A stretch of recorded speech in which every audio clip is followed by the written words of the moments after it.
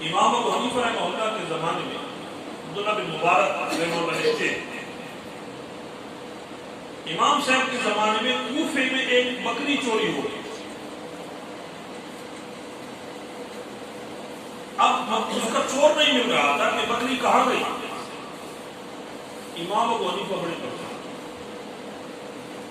کافی ترددوں کے بعد جب معلوم نہیں پڑا کہ بکری کہاں ہے اور اس کا چور کون ہے،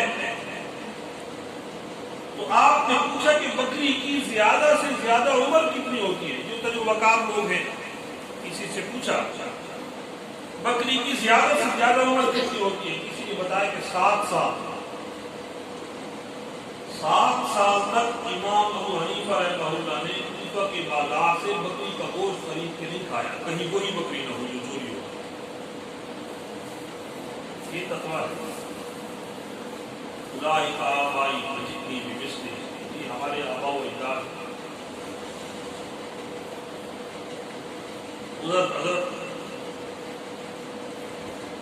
امام احمد بن حنبل رحمہ اللہ کا تقویٰ اللہ کی قسم کو حیران ہو جاتے تھے. تو وہ بھی انسان اللہ کی کیسی مقرب بندے تھے. کتنا ڈر اور خوف دل میں تھا. آج ہم بے دھڑک حرام چیزوں کو استعمال کرتے ہیں. نہیں اس بات کا خوف، نہیں اس بات کا ڈر کہ کل ہم نے اللہ کی عدالت میں کھڑے ہو کر کہاں سے کمایا ہے اور کہاں خرچ کیا اور کیسے کھایا کیسے پیا، اس کا جواب دینا ہے. ذرا امام احمد بن حنبل کی طرف دیکھیں. ان کا بیٹا تھا صالح. اس کو حاکم وقت میں قاضی بنا دیا، جج بنا دیا. سرکاری ملازم گویا کہ بن گیا. اور یہ جو سرکاری جج ہوتے ہیں یہ حکومت کی منشا پہ فیصلے کیا کرتے ہیں. یعنی انصاف کا گویا کہ جنازہ نکال دیتے ہیں.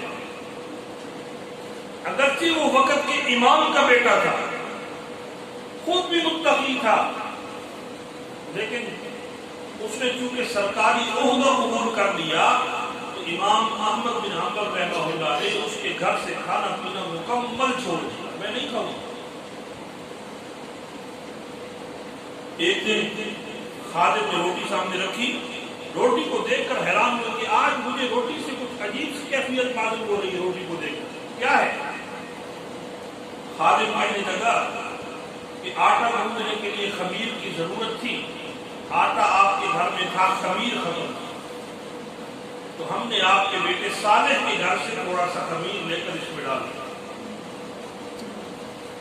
مجھے تم صالح کے گھر سے کھانا کھلاتے ہو.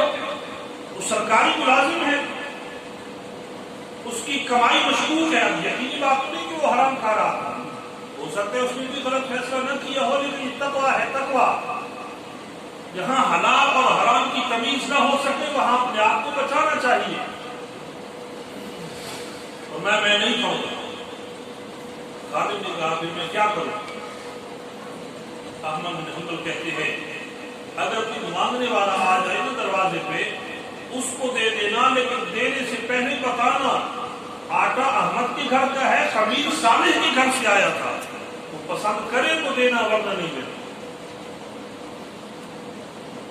تاریخ کی کتب میں لکھا ہے کہ 40 دن تک کوئی سائل دروازے پہ آیا ہی نہیں. تو ایک دن خادم نے وہی روٹی اس کے چھوٹے چھوٹے ٹکڑے کر کے دریائے دجلہ میں ڈال دیا. دریا میں چل گیا. امام احمد بن حنبل نے ایک دن پوچھ لیا کہ روٹی کا کیا وجہ تھا. اس نے کہا جی میں نے دریا میں ڈال دی ہے. او ظالم، دریا میں ڈال دیا، ہو سکتا ہے مچھلیاں وہ کھا لیں. مرتے دم تک امام احمد بن حنبل نے دریائے دجلہ کی مچھلی نہیں کھائی، کہیں اس کے پیٹ میں روٹی کا وہ لقمہ لگ گیا.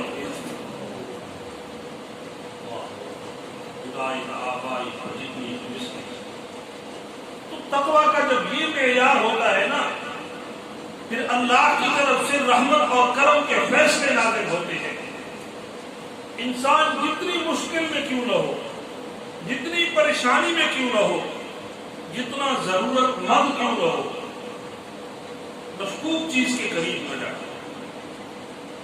وَمَن يَتَّقِ اللَّهَ يَجْعَلْ لَهُ مَخْرَجًا. جب بندہ اپنے آپ کو مشکوک اور حرام چیزوں سے بچا لیتا ہے تو جتنی بھی مشکل میں کیوں نہ ہو اللہ تعالیٰ اس کے لیے اس مشکل سے نکلنے کے غیبی راستے پیدا کر دیتے ہیں وَيَرْزُقْهُ مِنْ حَيْثُ لَا يَحْتَسِبُ، اور وہاں سے اس کو نوازتے ہیں جہاں اس کی سوچ بھی نہیں گئی ہوتی۔ ایک مقام پہ فرمایا ہوگا یتق اللہ یجعل لہ من امرہ یسرا، اللہ کو راضی کرنے کے لیے اللہ سے ڈر کر اس کے حکم کی تعمیل میں حرام اور مشکوک چیزوں سے اپنے آپ کو بچا لیتا ہے، اللہ تعالیٰ اس کے معاملات کو آسان فرما دیتا ہے۔ تو ایک مقام میں فرمایا وَيَتَّقِ اللَّهَ يُكَفِّرْ عَنْهُ سَيِّئَاتِهِ وَيُعْظِمْ لَهُ أَجْرًا۔ جب بندہ متقی بن جاتا ہے، تقوی اختیار کر لیتا ہے، مشکل نہیں ہے تقوی اختیار کرنا۔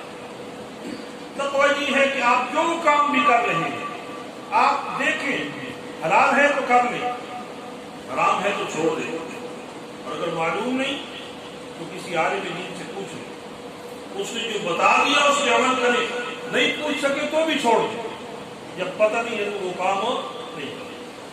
جب ہم ایسا کریں گے اللہ کی طرف سے انعامات جو ہے وہ بارش کی طرح برسیں گے۔ ان المتقین فی جنات ونعیم، قرآن کریم کا صرف ایک مقام آپ کے سامنے پڑھتا ہوں، ان المتقین فی جنات ونعیم، جو لوگ متقی بن جاتے ہیں، جن کے دل میں تقوی کی دولت سما جاتی ہے، اللہ کا ڈر اور خوف ان کے دلوں میں پیدا ہو جاتا ہے، اللہ عز و جل فرماتے ہیں وہ فی جنات ونعیم، وہ باغات کے اندر ہوں